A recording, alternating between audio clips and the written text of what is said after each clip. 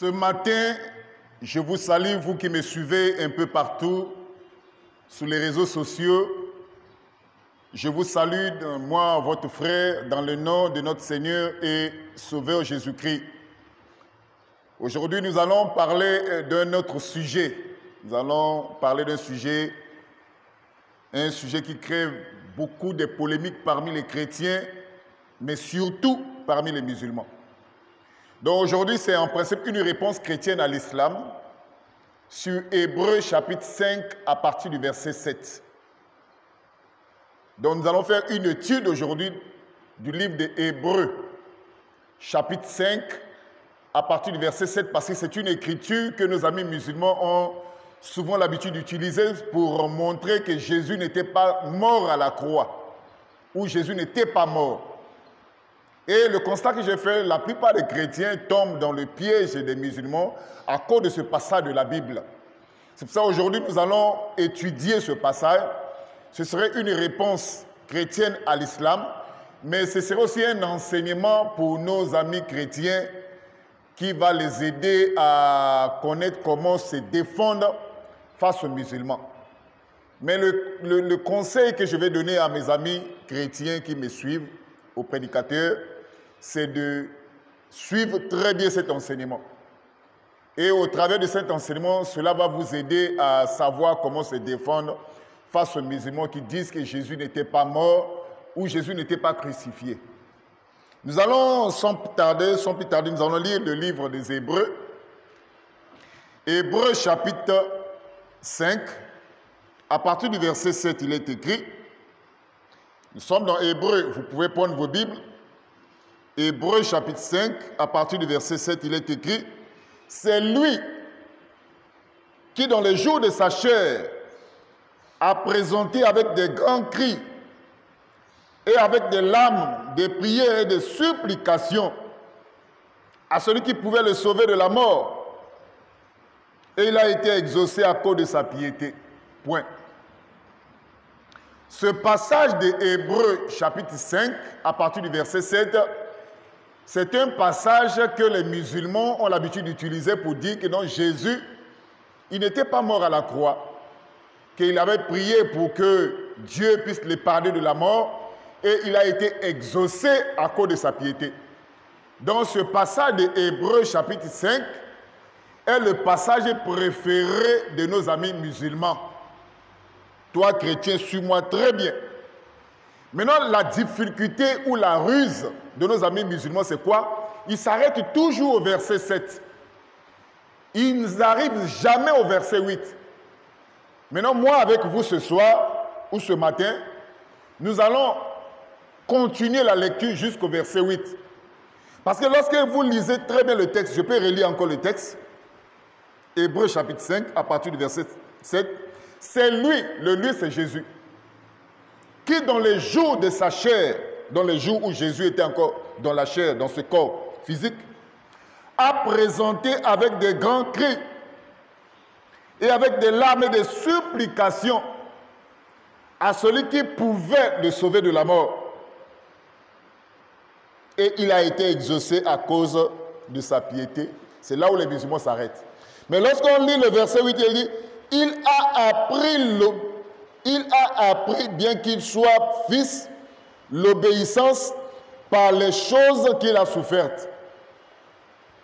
Or, le musulman, lorsqu'il lit, il n'arrive pas au verset 8. Lui, le musulman, il s'arrête jusqu'au verset 7. Mais le verset 8, il dit ceci, il a appris, bien qu'il soit fils, l'obéissance par les choses qu'il a souffertes. Dans le texte de Hébreux chapitre 5, à partir du verset 7 jusqu'au verset 8, nous parle des souffrances de Christ. C'est un passage, c'est un endroit, c'est le verset où les musulmans n'aiment pas lire. Eux, ils s'arrêtent jusqu'au verset 7, que Jésus, il avait prié pour que Dieu puisse l'épargner de la mort. Il a été exaucé à cause de sa piété. Mais le verset 8, que les musulmans ne lisent jamais, même la plupart des chrétiens, au lieu de donner un enseignement clair aux musulmans, de les amener jusqu'au verset 8, ils ne font pas ça. Mais le verset 8, il est écrit, Il a appris, bien qu'il soit fils de l'obéissance, par les choses qu'il a souffertes. Alors nous devons nous poser une question ce matin. Quelles sont les choses dont le Fils Jésus a souffert? Parce que la mort de Jésus, ici là, le verset 8, parle de la mort de Jésus. Parce que lorsque vous entendez parler de la souffrance, il s'agit de la mort de Jésus. Il s'agit de la croix. Ce n'est pas moi qui le dis. Nous allons prendre ensemble avec vous Hébreux chapitre 2 à partir du verset 8. Prenez avec moi Hébreux chapitre 2 à partir du verset 8. Hébreux chapitre 2 à partir du verset 8. Écoutez ce qui est écrit. Je peux prendre le verset 9 pour gagner le temps. Mais celui qui a été abaissé pour un temps au-dessus des anges, Jésus, nous le voyons couronné de gloire et d'honneur à cause de la mort qu'il a soufferte. Vous voyez la ruse de nos amis musulmans? Nos amis musulmans, lorsqu'ils lisent Hébreux chapitre 5, ils s'arrêtent au verset 7. Mais le verset 8 de Hébreux chapitre 5 nous parle de souffrance de Christ. Maintenant, lorsque nous avons lu ici dans Hébreux chapitre 2, à partir du verset 9, on nous donne maintenant l'éclaircissement. L'éclaircissement, le passage est maintenant rendu clair que lorsqu'on parle des souffrances de Christ, il s'agit de la mort de Christ. Nous allons encore relire le passage. Hébreux chapitre 2, à partir du verset 9. Mais celui qui a été abaissé pour un temps au-dessus des anges, Jésus, nous le voyons couronné de gloire et d'honneur à cause de la mort qu'il a soufferte. Donc lorsqu'on parle de la mort de Jésus-Christ, ou on parle de la souffrance, il s'agit de la mort, ou il s'agit de la croix. Mais ce qui est inquiétant, c'est que nos amis musulmans et mes frères chrétiens, lorsqu'ils font des débats avec des musulmans, ils ne marchent pas dans les Écritures. Parce que lorsque vous faites un débat ou un partage avec les musulmans, vous ne pouvez pas les convaincre avec vos arguments. Vous devez les convaincre avec les Écritures. Voilà un passage de la Bible clair, comme l'eau de la source, qui nous montre que le Christ a souffert et cette souffrance dont il s'agit de sa mort. Voilà un passage qui est clair, comme l'eau de la source. Nous allons encore prendre notre passage de Hébreux chapitre 12. Nous sommes toujours des Hébreux. Lorsque vous faites un débat avec les musulmans, vous devez les convaincre avec les Écritures. Pas avec vos arguments, mais avec les Écritures. Nous allons prendre Hébreux chapitre 12. Nous sommes dans Hébreux chapitre 12. À partir du verset 2. Hébreux chapitre 12. À partir du verset 2. Ayons les regards sur Jésus qui suscite la foi et l'amène à la perfection. En échange de la joie qui était réservée, il a souffert la croix. Voilà, lorsqu'on parle de la souffrance de Jésus-Christ, dont il est mentionné dans Hébreux chapitre 5, à partir du verset 8, il s'agit de la croix. Je reprends encore la lecture. Hébreux chapitre 12, à partir du verset 2. Ayons les regards sur Jésus, qui suscite la foi et l'amène à la perfection, en échange de la joie qui était réservée. Il a souffert la croix. Voilà le verset qui est clair. Donc nous comprenons que lorsque la Bible dit dans Hébreux chapitre 5, à partir du verset 8, que le Fils a souffert, cette souffrance dont il s'agit de la mort, il s'agit de la croix. Ça, ce sont des passages clairs. Maintenant, pour nos amis chrétiens, suivez-moi très bien. Nos amis chrétiens, mes frères chrétiens qui se laissent emballer dans les discours de nos amis musulmans, pour confondre un musulman, c'est très facile sur la mort de Jésus. C'est très facile. Regardez, je vous donne deux versets. Les deux versets-là, vous devez les utiliser pour les mettre KO. Juste les deux versets.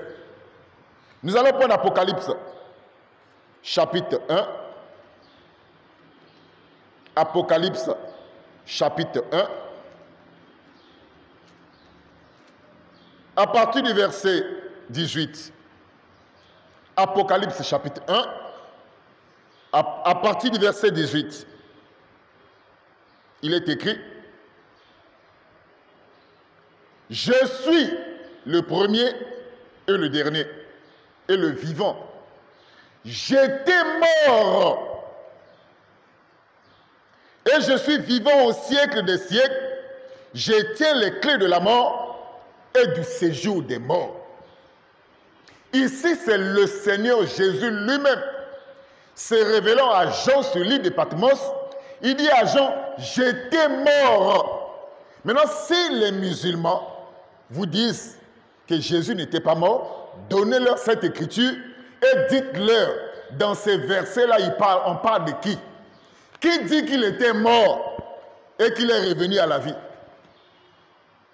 C'est un verset qu'il faut souvent donner aux musulmans et poser-leur les questions.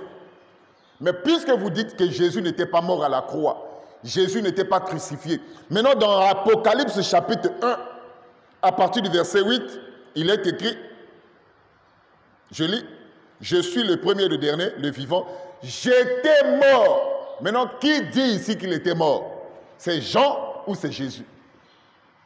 Prenons encore Apocalypse chapitre 2, à partir du verset 8. Apocalypse chapitre 2, à partir du verset 8. Excusez. Apocalypse chapitre 2. Oui, c'est ça. À partir du verset 8. Écrit à l'ange de l'église de Smyrne: voici ce que dit le premier et le dernier, celui qui était mort et qui est revenu à la vie. Posons la question aux musulmans. Ce verset-là parle de qui? Qui dit ici que celui qui était mort et qui est revenu à la vie? Qui était mort et qui était revenu à la vie, selon ce passage-là? Donc aujourd'hui, nous avons parlé de Hébreux chapitre 5, à partir du verset 7 jusqu'au verset 8. Le conseil que je donne à mes frères chrétiens qui me suivent: lorsque vous faites un débat avec les musulmans, lorsqu'ils prennent Hébreux chapitre 5 et ils s'arrêtent au verset 7, vous devez les amener jusqu'au verset 8. Parce que dans le verset 8, excusez, on parle des souffrances du Fils. Et ces souffrances-là font allusion à la mort de Jésus-Christ. J'ai pris aussi Hébreux chapitre 2 à partir du verset 9. J'ai aussi pris Hébreux chapitre 12 à partir du verset 2. Donc aujourd'hui, j'ai juste posé les bases. Parce que cette vidéo aura une deuxième tranche, peut-être une troisième. Donc aujourd'hui, j'ai juste voulu vous montrer la ruse de nos amis musulmans. Lorsqu'ils lisent Hébreux chapitre 5 à partir du verset 7, vous devez les amener jusqu'au verset 8. Et vous devez aussi lire Hébreux chapitre 2 à partir du verset 9 pour leur montrer que Jésus était réellement mort. Et je viens aussi de vous donner aussi les écritures d'Apocalypse chapitre 1 qui sont des écritures clés. Apocalypse chapitre 1 à partir du verset 18, Apocalypse chapitre 2 à partir du verset 8. Ce sont des écritures clés qui peuvent vous aider à vous défendre face à nos amis musulmans. Donc aujourd'hui, je m'arrête ici.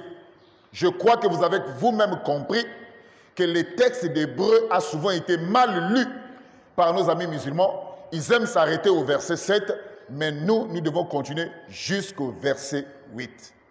Je m'arrête aujourd'hui pour cette première tranche. À la prochaine pour une autre vidéo. Merci.